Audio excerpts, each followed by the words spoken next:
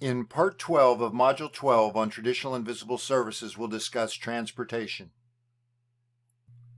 One very visible service that some citizens take for granted until a disaster strikes, such as the 2007 catastrophic I-35 bridge collapse in Minnesota, is the transportation system, which involves a complicated and extensive system of public and private roads, bridges, tunnels, highways, railroads, subways, light rail, ferries, airports, bicycle and pedestrian lanes, waterways, and ports.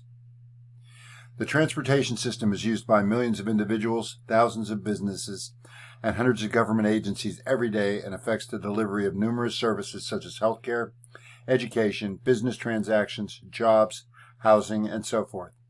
All levels of government, including the federal, state, county, municipal, and even special districts, are involved in the building and maintenance of the transportation infrastructure.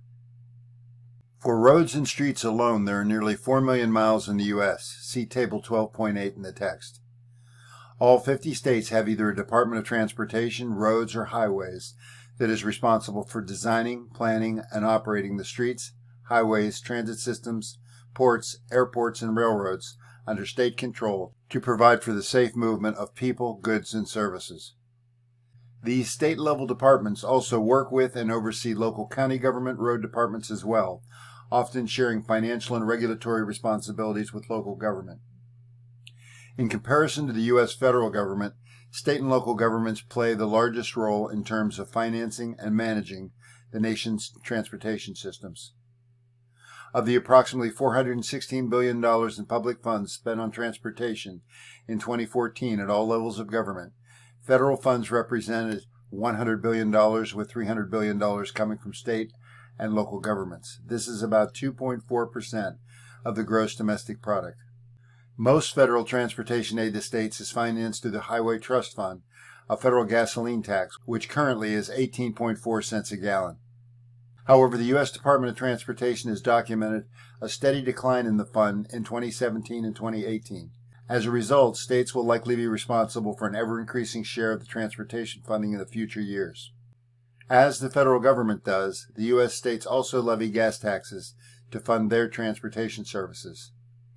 State gas taxes are levied in various ways, including a flat rate per gallon, a tax like sales tax, in that it applies to the cost of the gasoline sold, and in some states, local governments can levy gasoline taxes in addition to state taxes.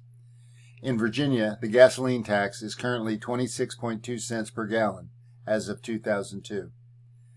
The U.S. Chamber of Commerce has argued that additional funding by the federal government and private sector is necessary to maintain current economic growth.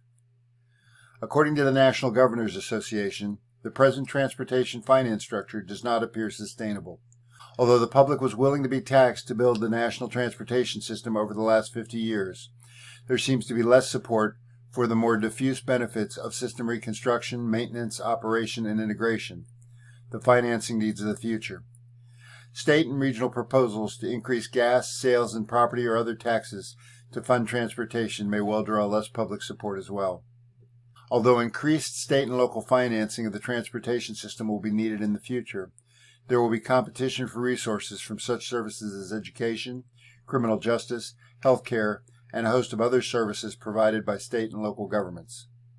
The situation has led some groups, such as the National Governors Association, the U.S. Chamber of Commerce, and the Government Accountability Office, to advocate some new approaches, including the use of toll roads and bridges, road pricing strategies such as paying a premium to drive in less congested lanes or locations, the increased use of debt financing, and new strategies to reduce the growth of travel demand or even increased use of mass transit systems, especially in metropolitan areas. These last two strategies, reducing travel demand and mass transit, have been advocated by organizations and policymakers interested in smart growth and sustainable transportation systems. In Part 13 of Module 12 on Traditional and Visible Services, we'll discuss sustainable transportation systems.